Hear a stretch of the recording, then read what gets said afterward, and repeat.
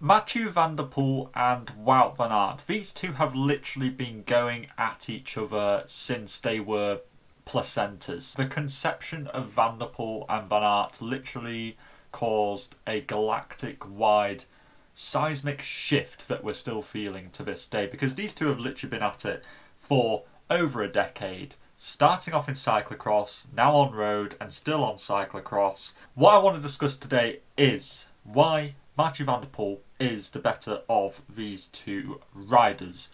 Firstly, Van der Poel is more clinical. That's the main thing which I'm taking away from this. When you look at their monument results, they have competed in 11 monuments together. And of those 11, Van der Poel has come out on top on 8 of these occasions, which is pretty conclusive evidence that Van der Poel is the better performer on the big stage. I'm not saying Van Aert is bad. I'm just saying that Van der Poel is better. There's something rather polarising about Van der Poel's results. He is either completely batshit crazy good, or he is complete dog shit. And I quite like that, because I know what to expect. I know that Van der Poel is either going to be completely smashing it up the Arde Quermont, or I know that he's going to get spat on some little tiny overpassing like Tour of Oman. Van der Poel is also a better lead-out man than Wout van Aert. We saw in the Tour this year how literally no other lead-out man could get close to Van der Poel, because Van der Poel is one of the best riders in the world, and then you put him into a lead-out role and all of a sudden him and Philipsen literally just destroyed everyone. Nobody else may as well have even bothered turning up to a lot of those sprints. Van Aert, I know people might say, oh, but at the Tour of Britain, Wout van Aert led out Wout van Aert. I've quite won four stages in a row. But listen, need to humble the Tour of Britain here a little bit, but it's not on the same level as the Tour de France. Come on, guys, let's be real here. Like, it's the Tour de France. It's the biggest stage in the whole of the sport. It's where the best sprinters turn up.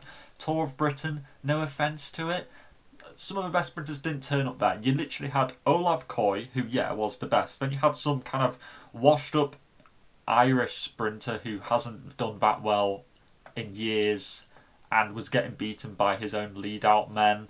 You had guys from, like, Pro Conti or not even, like, continental level teams coming inside the top 10. Like, come on, like, you can't even put these two on the same level. Wout van Aert, quite frankly, just chokes a lot of races, and he has become a little bit of a meme in that he is Wout van Choke, who comes in second place a lot of times. I remember, like, in fact, I am going to pull up full on statistical results to back up my point here. Where is it? No, I don't care about that. Where is Van Aert? Where is he?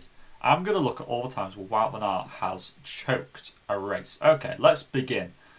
Firstly, European Championships this year against Christophe Laporte. He bottled that, literally on the line. World Championships road race this year, he was beaten by Mathieu van der Poel. Paris-Roubaix, he finished third. He gifted Christophe Laporte against Wevelgem. He choked Milano San Remo. He choked GP Montreal last year. He choked the World Championships last year. He got beaten by Marco Haller in the Bama Classic last year. How the hell does that even happen? Like, for crying out loud, man. It's Marco freaking Haller. This guy, just, like, the last notable thing that he did was he won the Bay Crits, which, you know, R.I.P. Bay Crits. I do love you. I'm going to miss you because you're not happening anymore. They were the official start of the season, in my opinion. But, like, come on, wow. You got to be beating Marco Haller here.